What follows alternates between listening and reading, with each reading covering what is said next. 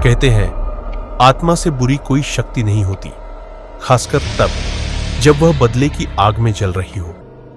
मौत के बाद भी कुछ रूहें चैन से नहीं सो पाती। वे बार बार लौट कर आती हैं अपने अधूरे काम पूरे करने के लिए। ऐसी ही एक डरावनी दास्तान है निधि की, जो अपने पति अरविंद और बेटी तनीषा के साथ एक नए घर में शिफ्ट हुई थी।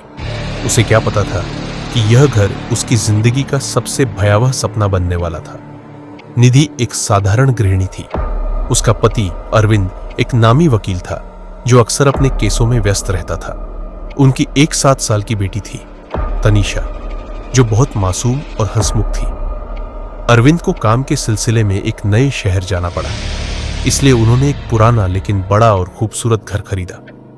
घर की लोकेशन सुनसान थी, लेकिन उन्हें यह सौदा सस्ता और अच्छा लगा। शुरुआत में सब कुछ सामान्य था, लेकिन कुछ दिनों बाद निधि को अजीब घटनाओं का एहसास होने लगा। कभी रात को अचानक चीजें अपने आप गिर जाती, कभी तनीषा अकेले में किसी से बातें करती। निधि ने कई बार महसूस किया कि कोई उसे देख रहा है, पर जब वह मुड़ती तो वहां कोई नहीं होता। एक दिन निधि ने तनीषा को अपने कमरे में बैठे देखा। वह अकेली दीवार की ओर देखकर मुस्कुरा रही थी। बेटा, किससे बात कर रही हो? निधि ने डरते हुए पूछा। माँ, ये अंकल बहुत अच्छे हैं, ये मुझे कहानियां सुनाते हैं। निधि का दिल तेजी से धड़कने लगा। उसने अपने आसपास नजर दौड़ाई, लेकिन वहां कोई नहीं था। कौन अंकल? जो यहां रहते थे। निधि सिहर गई। उसने तुरंत अरविंद को फोन किया और घर में अजीब चीजें होने की बात बताई, लेकिन अरविंद ने इसे उसका वहम समझकर टाल दिया। धीरे धीरे घटनाएं और भी डरावनी होने लगी। रात को घर में किसी के चलने की आवाजें आती, बिजली अपने आप गुल हो जाती और निधि को ऐसा महसूस होता जैसे कोई उसे बुरी तरह घूर रहा हो। एक रात जब अरविंद एक केस के सिलसिले में शहर से बाहर था, निधि को एक दिल दहला देने वाली चीज दिखी। उसने देखा कि तनीषा अपने बिस्तर पर बैठी थी और उसके पास कोई छाया खड़ी थी। बेटा, वहां कौन है? निधि कांपती आवाज में बोली। तनीषा ने धीरे से जवाब दिया। मां, अंकल कहते हैं कि आप हमें पसंद नहीं करती। निधि का खून जम गया। उसने तुरंत तनीषा को उठाया और कमरे से बाहर भागी, लेकिन जैसे ही वह दरवाजे तक पहुंची, दरवाजा अपने आप जोर से बंद हो गया। निधि चीख पड़ी। उसने दरवाजा खोलने की कोशिश की, लेकिन वह जरा भी नहीं हिला। अचानक कमरे की खिड़कियों से हवा तेजी से चलने लगी। निधि ने देखा कि सामने की दीवार पर खून से लिखा था, तुम यहां सुरक्षित नहीं हो। उसने अपने पूरे शरीर में ठंडक महसूस की। अचानक खिड़की के शीशे पर किसी ने जोर से हाथ मारा, जिससे शीशा चटक गया। अगले दिन अरविंद वापस आया और निधि ने रोते हुए सारी बातें बताई। अरविंद ने तय किया कि वे किसी जानकार से सलाह लेंगे।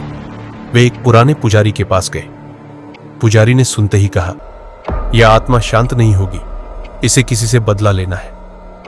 पुजारी ने बताया कि यह घर पहले एक आदमी का था, जिसका नाम रणवीर था।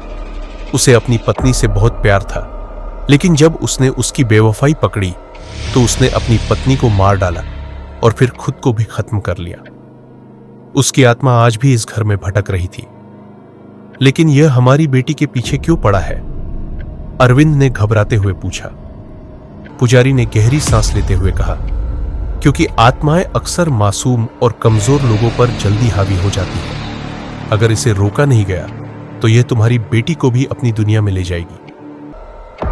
पुजारी ने घर में हवन किया और कुछ विशेष मंत्र पढ़े, लेकिन जैसे ही हवन शुरू हुआ, घर में हलचल मच गई। खिड़कियां अपने आप खुलने बंद होने लगी, दीवारों पर खून की लकीरें बनने लगी और अचानक बिजली गुल हो गई। तभी निधि ने देखा कि तनीषा जमीन पर बेहोश पड़ी थी और हवा में उसका शरीर ऊपर उठ रहा था। बचाओ मेरी बेटी को, निधि चिल्लाई।